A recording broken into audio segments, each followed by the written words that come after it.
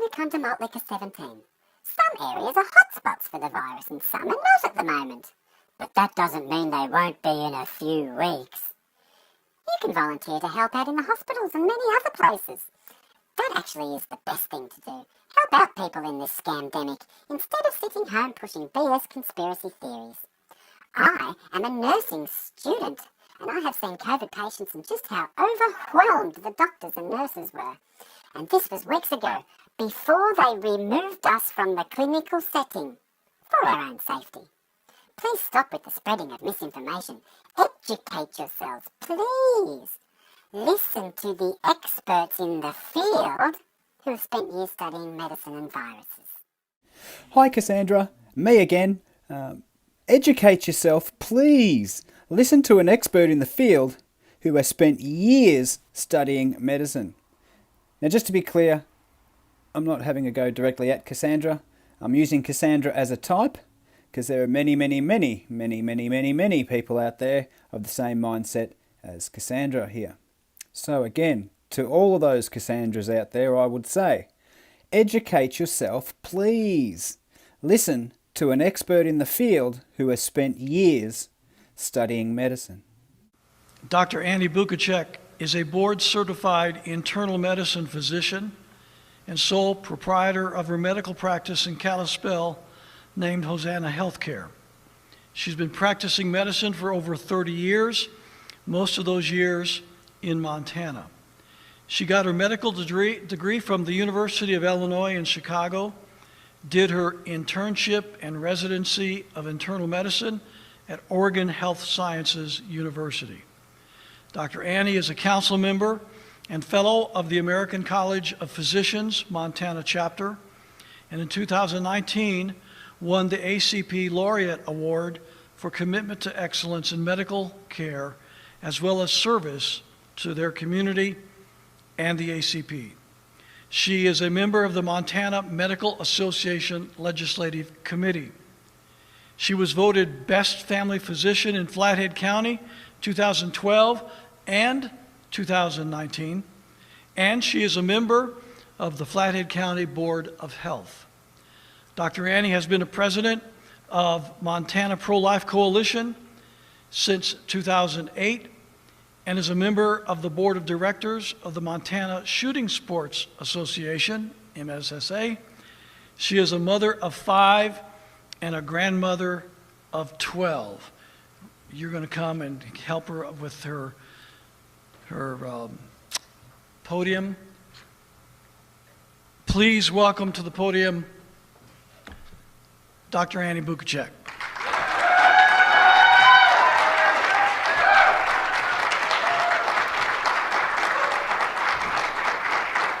Thank you, and thank you for the introduction.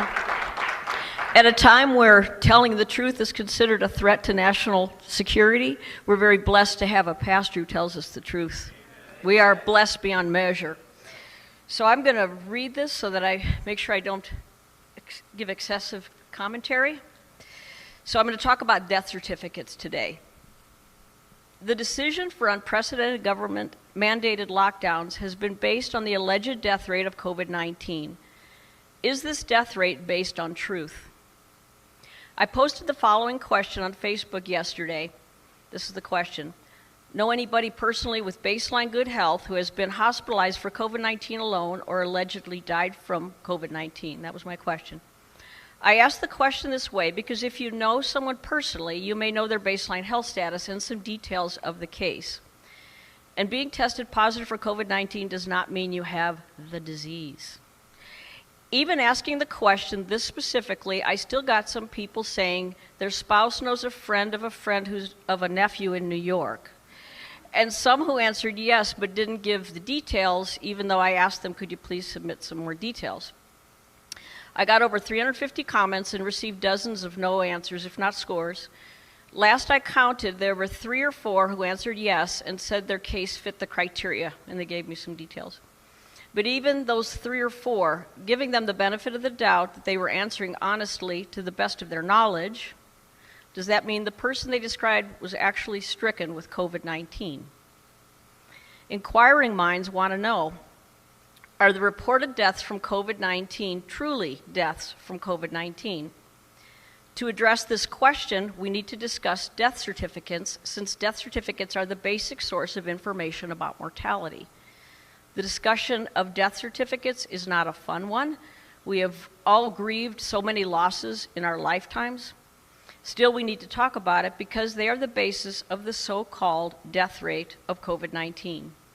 History-changing decisions are being made due to these figures, despite the fact that they are flat out wrong, based on data that is insufficient and often inaccurate. Few people know how much individual power and leeway is given to the physician, coroner, or medical examiner signing the death certificate. How do I know this? I've been filling out death certificates for over 30 years. More often than we want to admit, we don't know with certainty the cause of death when we fill out death certificates. That is just life. We are doctors, not God. Autopsies are rarely performed, and even when an autopsy is done, the actual cause of death is not always clear. Physicians make their best guesstimate and fill out the form. Then that listed cause of death, whatever we list, is entered into a vital records data bank to use for statistical analysis, which then gives out inaccurate numbers, as you can imagine. Those inaccurate numbers then become accepted as factual information, even though much of it is false. So, even before we heard of COVID-19, death certificates were based on assumptions and educated guesses that go unquestioned. When it comes to COVID-19, there is the additional data skewer that is, get this, there is no universal definition of COVID-19 death. The Center for Disease Control, updated from yesterday, April 4th, still states that mortality, quote-unquote, data includes both confirmed and presumptive positive cases of COVID-19. That's from their website. Translation, the CDC counts both true COVID-19 cases and speculative guesses of COVID-19 the same. They call it death by COVID-19. They automatically overestimate the real death numbers by their own admission. Prior to COVID-19, people were more likely to get an accurate cause of death written on their death certificate if they died in the hospital. Why more accurate when a patient dies in the hospital? Because hospital staff has physical exam findings, labs, radiologic studies, etc., to make a good, educated guess. It is estimated that 60% of people die in the hospital. But even those in hospital deaths, the cause of death is not always clear, especially in someone with multiple health conditions, each of which could cause the death. Clear-cut causes of death might include traumatic brain injury, say from a car accident, intractable seizures or asthma, sepsis from overwhelming infection, respiratory arrest from a COPD exacerbation, ruptured aneurysm, metastatic cancer, massive acute heart attack, stroke, or pulmonary embolism. I will talk more in a little bit about why inaccuracy in the cause of death has declined for hospital deaths with the introduction of COVID-19 testing. There are also unclear causes of death in ambulances. That's a reality. An example would be someone with multiple deadly conditions who gets short of breath and dies before evaluation can be done. Was it the patient's underlying lung disease or heart disease that caused the shortness of breath, that caused them to call the ambulance? Or was there a concomitant pneumonia or other problem? We don't know because the patient died before the incident could be evaluated. So an estimated 60% of people die in the hospital. As to the other 40%, it is estimated about 20% of people die at home and 20% in nursing homes in this country. The true cause of death in these situations usually remains unknown. The death certificate is filled out with the best educated guess. Unknown causes of death include elderly people or younger people with known heart disease who die peacefully in their sleep. It is not acceptable to list old age as a cause of death, even though that may be more accurate than the cause of death we often list on the death certificate. We are allowed to state as a cause of death atherosclerotic cardiovascular disease, and that may be our best guess in a lot of these cases. But is it truly the cause? Who knows? Only God in heaven knows. Amen? So allow me to give a real-world example. One of my patient's fathers died about 17 years ago. He was old and in the final days of terminal cancer. He also had heart disease, but was too old and too sick to get heart bypass surgery. As he got near the end of his life, he came down with what appeared to be pneumonia. As my patient, this man's son, stood by his father's sick bed at home, the man died. No one else was there. The mortician was called and removed the body at about 2 in the morning. The next day, the funeral home called and asked my patient, the son of this man, what time did he die and what was the cause? The death certificate listed the man's son's best guess. The cause of death made by the deceased man's son was made official. He was cremated, so there was no second opinion. This man didn't even have any medical training that gave the diagnosis to the mortician. This happens all the time, especially in poor urban areas, casual country towns, and rural areas. In the case of my patient's father, did an accurate cause of death matter? Not really. But today, when governments are making massive changes that affect our constitutional rights, and those changes are based on inaccurate statistics, it does matter. There's a U.S. standard for death certificates that includes a line for immediate cause of death, followed by 2 to 3 lines of antecedent causes, giving rise to the immediate cause, then 1 to 2 lines of other significant conditions contributing to the death, but not causally related to the immediate cause. For an example, immediate cause of death, sepsis, antecedent cause, pneumococcal pneumonia, other significant conditions, COPD. Okay, let's combine the information I've given you so far about the guesswork involved in filling out death certificates and apply it to COVID-19. The analysis that follows requires the presupposition that in today's medical climate, many, if not most, patients sick enough to be hospitalized will be checked for COVID-19. It also requires an understanding of what we know at this point, that most people who test positive for COVID-19 have mild or no symptoms. Therefore, testing positive for COVID-19 does not mean a person is sick with it, or if the person died, that they died from it. To drive this home, we need to understand how the CDC and National Vital Statistics System are instructing physicians to fill out death certificates related to COVID-19. Brace yourselves, and please pay attention, and let what I'm about to tell you sink in. The assumption of COVID-19 death can be made even without testing.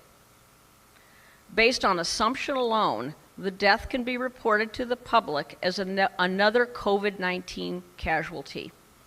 The March 24th, 2020 National Vital Statistics System memo states, and I quote, "The rules for coding and selection of the underlying cause of death are expected to result in COVID-19 being the underlying cause more often than not." End of quote. The CDC report of cases in the U.S. memo from yesterday states the death numbers are preliminary, quote, and have not been confirmed. So, quote, the results are preliminary and have not been confirmed, end of quote. It's from the CDC website. Here's a quote even more laden with meaning. Stephen Schwartz, National Director of the Division of Vital Statistics, says in answer to the question as stated in the organization's COVID-19 alert, quote, "Should COVID-19 be reported on the death certificate only with a confirmed test?" Check out his answer, and I quote from this memo of which I have a copy, quote, "COVID-19 should be reported on the death certificate for all decedents where the disease caused or is assumed to have caused or contributed to death. Certifiers should include as much detail as possible, based on their knowledge of the case, medical records, laboratory testing, etc. End of quote. I'm sure you all feel so reassured the government is asking doctors to provide their very best guesswork. Not. Fact, quote, COVID-19 caused death, end of quote, and, quote, assumed death by COVID-19, end of quote, are not the same thing. And for those who died from something else and had an incidental finding of COVID-19 positivity, dying with COVID-19 is not the same as dying from COVID-19. I'm almost done, but want to clarify the process with another patient example. This is something that could happen commonly. It's not a specific patient I'm thinking of. Let's say it's a sick patient who goes into respiratory arrest at home. He is intubated at home by EMTs. They put a tube down his throat to help him breathe. He's taken to the hospital by ambulance, put on a ventilator in the ICU, put on antibiotics for presumed sepsis, given IV fluids because his blood pressure has bottomed out. The bacteria pneumococcus is found in the blood and sputum cultures. Pneumonia is seen on the chest x-ray. Despite the staff's best efforts, he dies 2 days after admission. Like I said, this is not an uncommon scenario. The patient was found to be COVID-19 positive, and the doctor has the option of listing on the death certificate that COVID-19 is the immediate or antecedent cause because the doctor theorizes that COVID-19 contributed. Either way, it goes into the data bank as caused by COVID-19.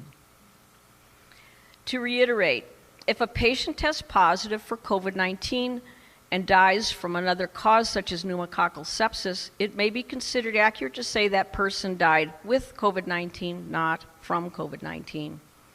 Yet the CDC guidelines list they list this case as one more COVID-19 death, and they go to the next questionable death. They label that as COVID-19, and it goes on and on. You could see how these statistics have been made to look really scary when it is so easy to add false numbers to the official database. Those false numbers are sanctioned by the CDC as of their memo yesterday, April 4th. I have made physical copies of those memos in case more people start looking at their website and they decide it's too much truth for us. I hope I was able to make my point. The real number of COVID-19 deaths are not what most people are told and what they then think. How many people have actually died from COVID-19 is anyone's guess. Again, God only knows. But based on how death certificates are being filled out, you can be certain the number is substantially lower than what we are being told. Based on inaccurate, incomplete data, people are being terrorized by fearmongers into relinquishing cherished freedoms. Thank you. Oh, and I have a little PS. Forgot about. You can't have a true case fatality rate without testing massive numbers of people, but that is another topic. What is that old saying? Something along the line, figures don't lie, but liars sure can figure. Thank you. You don't have to have a confirmed laboratory test for COVID-19 in order to make the death certificate be COVID-19. That does not sound right to me. This is concerning. And why would they want to skew the number of deaths due to COVID-19? well, fear is a great way to control people. People's ability to think for themselves is paralyzed if they're frightened enough. I'm going to use my head. I'm going to go to different sources. I'm going to listen to different sources, and I'm going to think for myself. I would normally say, please try to spread the word around, but they're doing it for you. They're showing you that it's fake. It's fake. It's fake. It's fake. It's fake. It's a fake show. It's a phony fake show. It's fake. It's fake. It's fake.